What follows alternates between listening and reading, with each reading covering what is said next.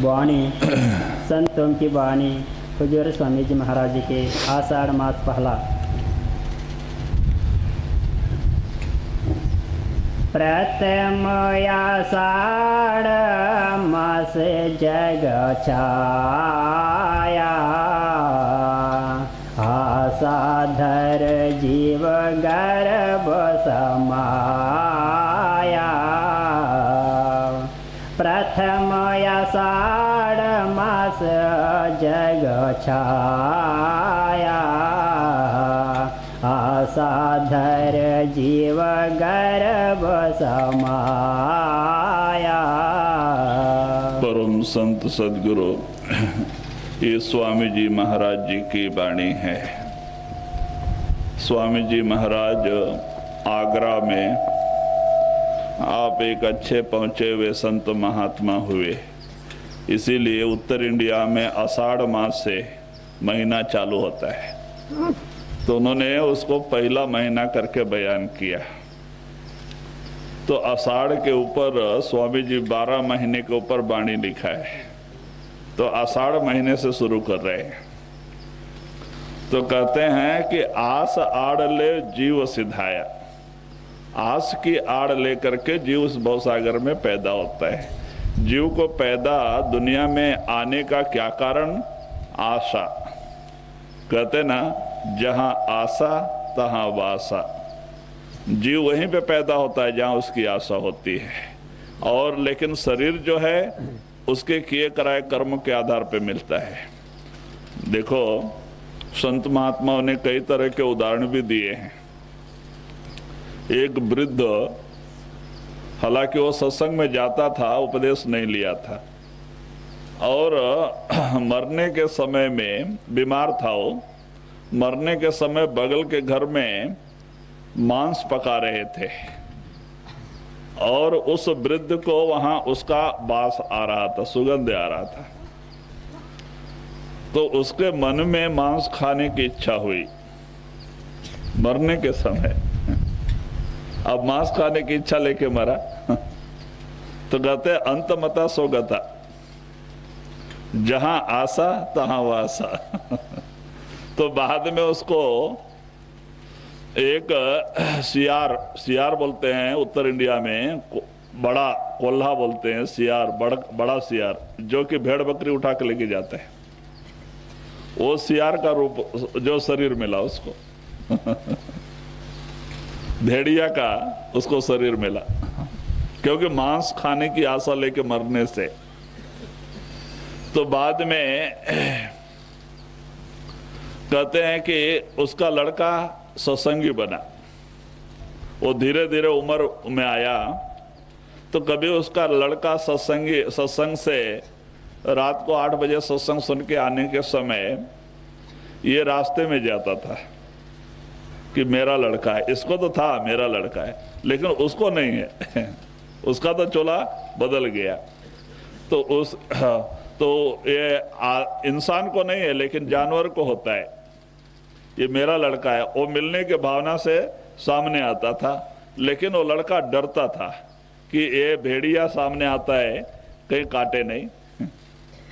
जब रास्ते में 1 दिन 2 दिन 3 दिन इसी तरह से दिखाई दिया, तो एक दिन सत्संग के बाद में महाराज जी से वो लड़का विनती करता है, महाराज क्या बात है, 3 दिन से रास्ते में भेड़िया आके सामने रोज आता है, मुझे डर लगता है कि कहीं वो ऊपर हमला ना करे, काटे नहीं। तो महाराज देख के कहते हैं कि बेटा वो कोई दूसरा नहीं, वो तुम्हारा बाप ही है। इसको बड़ा झटका लगा कि उन्होंने 2-4 दफा सत्संग भी सुना था, हालांकि नाम नहीं लिया था। तो जब उसको भेड़िए का शरीर मिला तो हमारा क्या हालत। तो महाराज कहते नहीं, वो अंत समय में, मरने के समय बगल के घर में मांस पका रहे थे, और वो बास इसके घर में आ रहा था और कमरे में, और इसका भी मांस खाने की इच्छा हो गई मरने के समय। कहते हैं अंत समय, जो जान निकलने के समय में मांस खाने की इच्छा हुई, और इसीलिए उसको उस शरीर में जाना पड़ा। जिस शरीर में हमारी इच्छा पूरी हो जाती है, प्रकृति यानी माया ऐसे शरीर में भेज देती है। तो जो शरीर है वो कर्मानुसार मिलता है, लेकिन न्याय क्या है, जहां आशा तहां वासा। तो बाद में तो वो लड़का विनती करता है कि महाराज फिर उसका उद्धार कैसे। तो उन्होंने प्रसाद दिया, बोला अच्छा ठीक है, जब वो रोज के जैसा सामने आ जाए तो वहां पत्थर पे रख के तो दूर हो जाना। हमारे लड़के ने रखा है बोल के वो प्रेम से खाएगा और उसका वो चोला छूट जाएगा, उसको फिर मानव शरीर मिलेगा और फिर वो संतों के शरण में आके उद्धार होगा। तो उसने ऐसा ही किया। तो जब चौथे दिन वो भेड़िया सामने आया तो प्रसाद एक पत्थर के ऊपर रख के दूर हो गया, और भेड़िया ने देखा कि हमारे लड़के ने रखा है, वो प्रेम से खाया और उसका वो चोला छूट गया, फिर वो मानव शरीर का अधिकारी हो गया।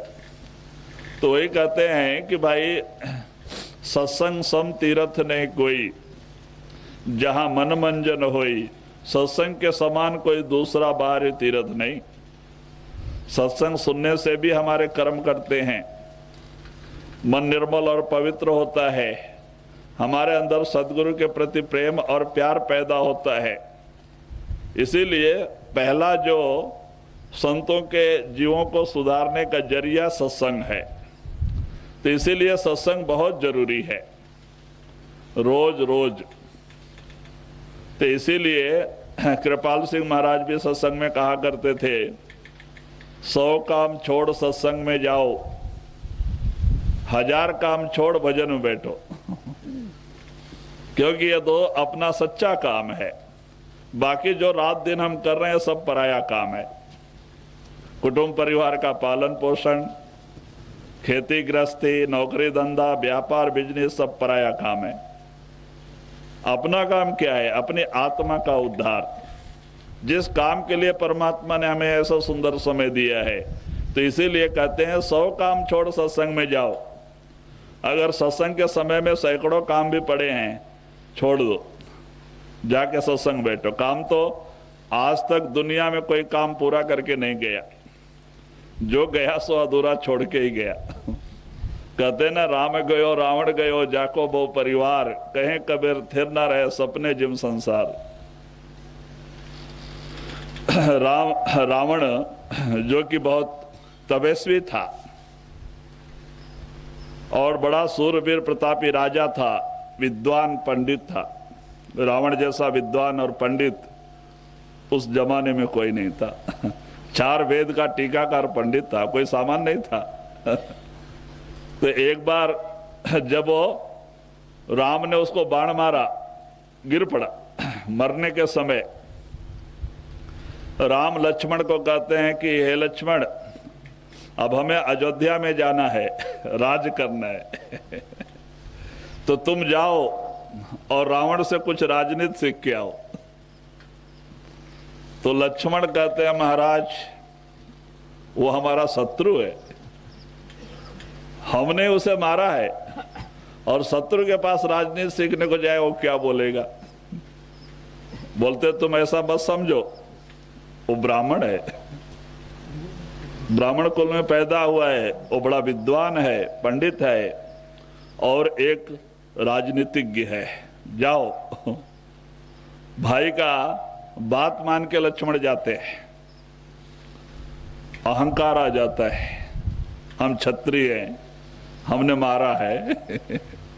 अहंकार आ जाता है। तो जाके रावण के सिर की तरफ खड़ा होते हैं।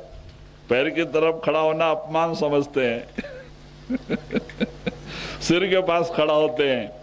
सिर के पास खड़ा होके और कहते हैं कि हमारे भाई ने भेजा है, हमें कुछ राजनीति बताओ। रावण ने आंख उठा के भी नहीं देखा, क्यों, बड़ा पंडित था, ज्ञानी भी था, नहीं देखा। तो लक्ष्मण बड़े निराश भाव से वहां से लौट के आते हैं। रास्ते में सोचते हैं कि देखो, भैया को मैंने कहा वो हमारा शत्रु है और उसके पास भेज के हमारा अपमान कराए। उसने तो हमारे तरफ निगाह उठा के देखा भी नहीं, बोलना तो अलग है, मेरा अपमान किया। तो बड़े दुखी दिल से आते हैं। तो बाद में आकर के राम को नमस्कार करके राम पूछते हैं, भाई क्या कहा? भैया मैंने पहले नहीं कहा, वो तो हमारा शत्रु है, और शत्रु क्या राजनीति बताएगा, उसको हम ही ने मारा है। तो बोलते अच्छा ठीक है, तुम कहाँ जाके खड़े हुए थे? बोलते हैं सिर की तरफ। बोलते हैं गुरु के पास उपदेश को जाकर उसके सिर पे खड़ा होगे, उपदेश देगा? तुम रावण को क्या समझते हो? जाओ उनके पैरों को नमस्कार करके, हाथ लगा के नमस्कार करके पूछो, फिर देखो क्यों नहीं बोलता है। फिर लक्ष्मण लौट के आते, आके और रावण के चरण को स्पर्श करके नमस्कार करके, और फिर पूछते हैं कि हमारे भ्राता भाई साहब ने भेजा है और दया करके हमें कुछ राजनीति बताओ। तब रावण हंसता है, पैर को नमस्कार करके पूछने से रावण हंसता है, कहता ठीक है, अब आप हमारे शत्रु नहीं हमारे शिष्य हो। जब हमारे से आप पूछते हो तो कुछ बोलना भी हमारा धर्म है, लेकिन आप लोग ने तो लेट कर दिया, देर कर दिया, अब मेरा श्वास निकलने का टाइम है, मैं क्या राजनीति बताऊं, थोड़ा पहले आ गए होते। तो कहता अच्छा ठीक है, मैं एक बात कहता हूं कि अयोध्या में जाकर के तुम क्या काम करना, जो काम कल करना वो आज कर लेना, जो आज करने की सोचना वो अभी कर लेना। पल में परले होएगी तो काल करेगा कब। श्वास का कोई भरोसा नहीं, बाहर गया हुआ सांस फिर अंदर आवे या ना। तो कहते भाई देखो यही हालत मेरी हो गई, मैंने 3 काम करने की सोची थी, वो भी मेरे से होने वाला था, परोपकार का काम, लेकिन कल करूंगा सोच के आज मेरी जाने की नौबत आ गई। तो बोलता है उस 3 काम में क्या है? तो बोलता है पहला काम समुद्र के पानी को मीठा पानी बनाने का था। देखो कितना ताकत था रावण के पास। बोलता वो मेरे पास ताकत थी, मैं समर्थ था, समुद्र के पानी को मीठा पानी बनाने का मेरा उद्देश्य था और वो मेरे से होने वाला था, लेकिन आलस हो गया, कल करूंगा सोच के आज मेरी जाने की नौबत आ गई, वो काम रुक गया। और दूसरा काम सोने में सुहागा, माने सोने में सुगंधी। रावण को सोना बहुत प्यारा था। उसकी लंका भी सोने की थी, तो वो सोने में सुगंध लाने का, सोने में से सुगंध आने का करने का था उसको। अब बताओ सोने की अभी कीमत इतनी महंगी हो गई है हाई स्टेज में, अगर उसमें कहीं सुगंध आती होती तो क्या हालत होता। तो सोने में सुगंध, सोने में सुगंध लाने का मेरा ख्याल था, लेकिन वो भी काम मैं तो मरने वाला नहीं, मुझे अहंकार था, मुझे कोई मारने वाला पैदा ही नहीं हुआ, कल करूंगा सोच के आज मेरी जाने की नौबत, वो काम भी रुक गया। और तीसरा काम कहते हैं कि मृत्यलोक से स्वर्ग को सीढ़ी लगाने का काम। अगर कोई बहादुर हिम्मत वाला होए चढ़ के भी स्वर्ग को जा सकता है। क्योंकि 3 लोक उसका राज्य था, 3 लोक में उसका राज्य था, देवलोक में भी उसका राज्य था। तो कहते भाई मृतलोक से स्वर्ग को सीढ़ी लगाने का काम वो भी मेरे से होने वाला था, लेकिन कल करूंगा सोच के आज वो भी काम रुक गया। तो इसीलिए आप लोग अयोध्या में जाके जो काम कल करने की सोचना आज ही कर लेना, और जो आज करने की सोचना अभी कर लेना। श्वास का कोई भरोसा नहीं। इतना कह के वो चोला छोड़ के चला गया। तो वही बात कहते भाई, इस दुनिया में कोई भी काम पूरा करके नहीं गया, जो गया सो छोड़ के ही गया। और वही कबीर साहब कहते हैं, राम गयो रावण गयो जाको बहु परिवार, कहें कबीर थिर नहीं सपने जिम संसार। ये संसार एक सपना है, जो आज है कल नहीं रहना, जो कल है परसों नहीं रहना, परिवर्तनशील संसार, और इसको सच समझ के हम रात दिन इसी के पीछे पड़े हुए हैं। तो महात्मा कहते भाई, जिस काम के लिए परमात्मा ने आपको ऐसा सुंदर समय दिया है वो काम करो, उस मालिक की भक्ति, अपने आत्मा का उद्धार, वो काम करो। नहीं तो अंत समय पश्चाताप, मरने के समय पश्चाताप करके जाना पड़ता है। जब ये सारी चीजें आपका साथ छोड़ने लग जाती है, सर पीटता है, रोता है, चीखता है, कोई बस नहीं चलता है, यमदूत डंडे मार के लेके जाते हैं। तो वही कहते हैं भाई, बड़ा दुख में इसको चोला छोड़ के जाना पड़ता है। देखो मरते हुए समय में आंख से आंसू गिरते होते हैं, तड़फड़ाता है, छटपटाता है, जबान बंद होती है, क्योंकि यमदूत आते हैं पहले जबान बंद करते हैं, फिर आत्मा को डंडे मारते हैं चल टाइम हो गया, जबरदस्ती खींच के ले जाते हैं। बड़ा कठिन समय। उस समय जब हमारे रोम रोम से चेतन खींचा जाता है, एक एक रोम में हजारों सांप, हजारों बिच्छू काटे जितना दर्द होता है। तो इसीलिए स्वामी जी महाराज कहते हैं कि क्या चीज है जो जीव को बार बार दुनिया में लेके आती है? आशा। आशा, आशा ही उसे बार बार दुनिया में लेके आती है। जी। आस आड़े ले जीव भुलाया, घर का भूल दुख आते पाया, कर्म वेगने बाहर डाला, माया की ना बहु जंजाला। तो वही कहते हैं, आस आड़ले जीव जग आया, कर्म जाल में बहुत फंसाया। कर्म ही है। अब इंसान कर्म किए बगैर दुनिया में नहीं रह सकता। काल ने कुछ अजीब ढंग से यह जाल फैलाया है। कहते हैं कि कोई भी जीव कर्म के बगैर तो इस दुनिया में रह ही नहीं सकता है, चाहे वो ऋषि मुनि होवें, चाहे पीर पैगंबर होवें, चाहे महात्मा होवें, चाहे मामूली इंसान होवें, कर्म को करना ही पड़ता है खाना और पानी दाना तो चाहिए ही। कहते हैं साग सब्जी में भी आत्मा है, अनाज के अंदर भी आत्मा है।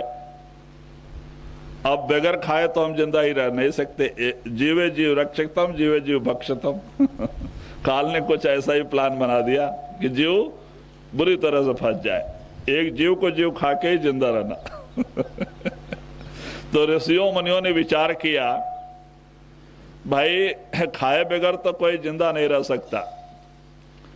तो उसके लिए उन्होंने विचार करके ये निकाला कि भाई अन्न आहार फल फ्रूट खा के भी मालिक की भक्ति कर सकते।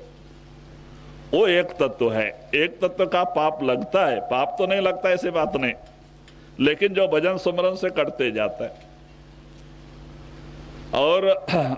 और बाकी जो और प्राणी है, मछली, अंडे और पक्षी, इसमें 2 और 3 तत्व हैं। भेड़ बकरी पशु में 4 तत्व हैं। तत्व के अनुसार पाप ज्यादा लगता है। देखो आप रोड पे कार दौड़ाते जाते हैं, अगर आपके कार के नीचे कोई मुर्गी आ गया तो आपको कोई जेल नहीं भेजेगा उसको 50-100 रुपया दे दिया छुट्टी मिल जाती क्योंकि उसकी कीमत उतना ही है आपके कार के कोई भेड़ बकरी आ गया तो 150 से काम नहीं चलता तो 1000, 1500, 2000 भी बांधना पड़ता है तत्व ज्यादा हो गया, कीमत बढ़ गई। अब वही कार के नीचे कोई गाय बैल घोड़ा गिर जाए तो आपको जेल भी हो सकता है। पाप बढ़ गया, तत्व बढ़ गया, 4 तत्व हो गया आप फिर 4000 भी देंगे तो नहीं छोड़ेंगे जेल भी हो सकता है, या तो 10-12 हजार देके जान छुड़ाओ 20,000 तक। जैसे घोड़े की कीमत तो 20-25 हजार है, कीमत बांधनी पड़ती। और इसी तरह से अगर एक इंसान कहीं आपके कार के नीचे आ जाए तो आप पैसा देने से नहीं छोड़ सकते आपको जेल होगा सजा काटनी पड़ती है, क्योंकि ये 5 तत्व का पुतला है, इससे पाप ज्यादा बढ़ गए, सजा काटनी पड़ती है और बहुत सारी कीमत भी चुकानी पड़ती है, कीमत चुका के भी सजा काटनी पड़ती है। तो कहते भाई ऐसे तत्व के अनुसार पाप ज्यादा, इसलिए ऋषियों मुनियों ने सोचा फल फ्रूट और शाकाहारी खा करके अमालिक की भक्ति कर सकते हैं, उन्होंने उसको जायज ठहराया। उसमें क्या है, पाप कम होता है थोड़ा। तो वही आप इशारा देते हैं किस तरह से काल ने बहुत विचित्र तरह से जाल फैला दिया कि का कर्म करते ही जाता है जीव, और इस जाल में उलझते जाता है और उस कर्म को भोगे बगैर छुटकारा नहीं, और इस तरह से जीव दुखी हो जाता है। जी। बाल्यावस्था अति दुख पावे, वेदन भारी नित्य सतावे। तो वही आप कहते हैं कि जब ये जीव मानव शरीर लेके दुनिया में पैदा होता है, बाल अवस्था, क्या वो सुखी है? एक बच्चा जब पैदा होता है, महीना 2 महीने माने 6 महीने के अंदर देखो, अगर उसको कोई पेट का तकलीफ होता है, बच्चा रोता है, उसको तो पेट के या सिर का तकलीफ है, माँ बाप और कुछ करते हैं और बच्चा बोल भी नहीं सकता, डॉक्टर को भी पता नहीं चलता है बीमारी एक तो दवा दूसरी देते हैं, और जिससे उनका तकलीफ और बढ़ जाता है। और वो बच्चा हमेशा हाथ पैर मारता है, रोता है, चिल्लाता है, तो कहते हैं वो अवस्था दुख में ही जाता है। और उसके आगे की भी अवस्था बताते हैं कि बाल अवस्था क्या सुख में गया? नहीं, गर्भस्थान में 9 महीने उल्टा लटका रहा और नरक में बहुत तकलीफ होगा, बाहर आया तो ये हालत, बीमारी एक और दवा दूसरी इस तरह से वो समय भी उसका दुख में ही चला जाता है। जी। मुख बोले ना से न चलावे, कहाँ दुख अपना न जनावे, दुख में रोवे अति बिल्लावे, माता पिता बुद्धि का मुना आवे। तो वही स्वामी जी महाराज कहते हैं कि माँ बाप तरह तरह की दवाएं देते हैं, डॉक्टर के पास ले जाते हैं, उसको ठीक नहीं होता, और बच्चा हाथ पैर मारता है, रोता चिल्लाता है, उसका रोना बंद ही नहीं होता। कहते हैं वो समय भी दुख में जाता है। क्यों? कि भाई जब वो बोल ही नहीं पाता उसके बारे में क्या, पहले जमानों में वैद्य होते थे, नाड़ी देख करके ही बता देते थे आपको ये बीमारी है वो अनपढ़ होते थे, उनके पास वैदिक ज्ञान होता था, आपका हाथ पकड़ने से ही बता देते थे आपके शरीर में यही मिस्टेक है। लेकिन आजकल जो हम मुंह से बोलते हैं उसकी दवा मिलती है हम जो कुछ बताते हैं उसकी दवा वो लिखते जाते ये हालत। तो कहते हैं कि माँ बाप की बुद्धि काम नहीं आती और बालक बोल नहीं सकता, तो इसको तकलीफ एक दवा एक होता है, उसमें और भी उसका दुख बढ़ जाता है और रात दिन चिल्लाता है, रोता है, उसको चैन नहीं आता है। तो कहते भाई वो अवस्था भी दुख में ही जाती है। जी। दुख कुछ है या सदी कुछ करे है, उलट पलट संतापे दे है, बालपनायते दुख में बीता, भाई किशोर खेल मत लेता। तो वही स्वामी जी महाराज इशारा देते हैं। उसके बाद बाल अवस्था गई, किशोर अवस्था आई, कहते हैं 5 साल से जो 10 साल के अंदर किशोर अवस्था, उस समय बच्चों को खेलने का शौक होता है, माँ बाप को पढ़ाने का ख्याल होता है, और ये इसको स्कूल भेजना चाहते हो, अपने दोस्त के साथ खेलना चाहता है, और उसके मन के विपरीत इसको जबरदस्ती मारपीट के ले जाके स्कूल में बिठाते। बच्चा समय पाके भाग जाता है खेलने के लिए तो वहां टीचर की मार, घर में माँ बाप की मार, कहते वो भी अवस्था एक दुखदायी होती है इस तरह से उस अवस्था में क्या किशोर अवस्था में सुख शांति होती है? कहते नहीं, क्योंकि उन्हें खेलने का शौक होता है, माँ बाप पढ़ाना चाहते हैं। आजकल की पढ़ाई तो इतनी बिजी हो गई और उनके पास किताब कॉपी इतना ज्यादा एक लोड हो जाता है, गद्दे का लोड उनको स्कूल से आना जाना भारी पड़ता है लेके उठा के और फिर आने के बाद ट्यूशन उन बेचारे को क्या टीवी देखने का शौक होता है, खेलने का शौक होता है, ये ट्यूशन में भेज देते हैं। उधर स्कूल से आया कि ट्यूशन, फिर बाद में रात को सोया, सवेरे स्कूल भागा। तो कहते भाई उसके उस समय में उसके मन के विपरीत ही उसे चलना पड़ता है, तो वो भी एक उनके लिए दुखदाई समय ही होता है तो कहते भाई किशोर अवस्था भी इसी तरह से दुख में ही जाता है जी। मात पिता चाहे पढ़वाना, ये रहे निस दिन खेल दीवाना। मार पीट पित मात घनेरी, वह भी दुख के भारी डेरी। तो वही कहते हैं कि वो भी उनके ख्याल के विपरीत ही होता है, तो हमेशा उन्हें मार खानी पड़ती और रात दिन पढ़ाई की तरफ ख्याल देना पड़ता है। इस तरह से उनका किशोर अवस्था भी जो है अवस्था वो भी एक दुख में ही बीतता है जी। ये बे दिन दुख गपलत बीते, सुख ना पाया रहे अबोरीते। तरुण अवस्था आवन लागी, मन तरंग अब छिन जागी।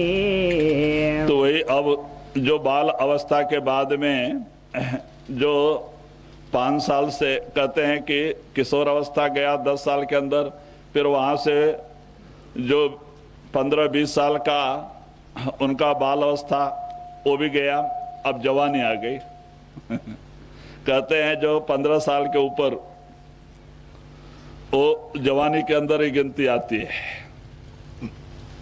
तो इनके अंदर तरह तरह के ख्यालात बदलने लग जाते हैं और ख्याल बदलते हुए देख करके माँ बाप शादी करने की सोचने लग जाते हैं। हमारे महाराज जी एक कहानी बताया करते थे। एक दिन दोस्त लोग मिलकर के शाम को घूमने के लिए निकले घूमते घूमते गांव के बाहर गए, वहां एक गणपति का मंदिर था, बड़ा अच्छा, गणपति की बड़ी भारी मूर्ति थी, उसको रोज पंडित स्नान कराया करते थे।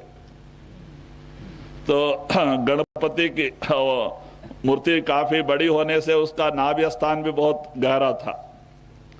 तो एक दोस्त ने क्या किया, बाकी लोग बाहर घूम रहे थे, एक दोस्त अंदर गया, बड़ा ठंडा लगा क्योंकि पत्थर का बना था, और उसने गणपति के पेट पे हाथ घुमाया तो और भी ठंडा लगा क्योंकि रोज स्नान कराया जाता था, पत्थर ठंडा ही होता है। तो सोचा अरे बाहर इतना ठंडा है तो अंदर कितना ठंडा होगा उसने गणपति के जो है कि नाभि में हाथ डाला, वो गहरा था, हाथ डालते उधर बिच्छू बैठा था, ठंडी से बिच्छू ने डंक मारा। ये अरे मैं बिच्छू मारा बोले तो ये दोनों हंसेंगे, वो बाहर घूम रहे हैं, उनको भी बिच्छू कटाने का। वो बाहर गया, जाके बोलता है अरे क्या इधर देखते, इधर अंदर आओ देखो। एक को बुला के लेके गया, एक कहीं गया था, एक को बुला के लेके गया, बोलता देखो कितना ठंडा है। बोले हाँ बहुत ठंडा अंदर है। अरे उसमें देख, पेट पे हाथ घुमा के, पेट पे हाथ घुमाया तो उसको और भी ठंडा लगा। बोलता उससे भी ठंडा अंदर है, नाभि स्थान में। तो उसने हाथ डाला, उसको भी बिच्छू ने प्रसाद दिया। बोलता हाँ अरे बिच्छू काटा। ए चुप, हमको भी काटा है। अभी ऐसा बोले तो तीसरा जो हंसेगा उसको बिच्छू कटाना। गए और तीसरा जब आते उसको भी बुला के लेके गए। अरे आओ देखो कितना ठंडा है मंदिर में। वो भी गया, बोलता हाँ सचमुच पत्थर का बना वो मंदिर। वो बोलते हैं देख पेट पे हाथ घुमा के, और भी ठंडा है। वो भी घुमाता है, बहुत ठंडा लगा। बोलते हैं अंदर और भी ठंडा है। तो जैसे उसने अंगुली अंदर डाला, उसको भी बिच्छू ने प्रसाद दिया। बोलता अरे बिच्छू मारा। बोलते अरे भाई हमको भी बिच्छू मारा है। तो बोले तुम लोग पहले क्यों नहीं बोला? अगर हम पहले बोलते तो तू हंसता था, हमारी मजाक उड़ाता था, अब तीनों बराबर हो गए। तो कहते हैं, महात्मा कहते हैं कि ऐसे ही दुनियादार लोग, आपको तो बिच्छू काटा है, संसार में आप दुखी हैं, देखते हैं संसार में कितना दुख है, लेकिन सोचते हैं कहीं भाग नहीं जाए, इसको